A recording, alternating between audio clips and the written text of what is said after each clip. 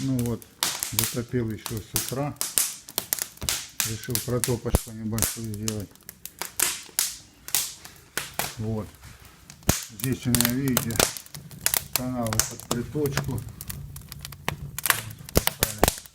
Вот сама приточка. Вот сейчас она закрытая. Открываю ее. Вот так. И смотрим, что происходит. То есть такой маячок, вот, ниточку. Сейчас я его к каналу вот приложу. То есть смотрите, как она фигачит. Воздух поступает также из этого канала.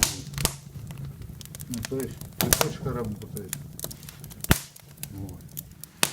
Соответственно, если я ее закрою, ну, как видите, никакого движения нет. Вот. Абсолютно.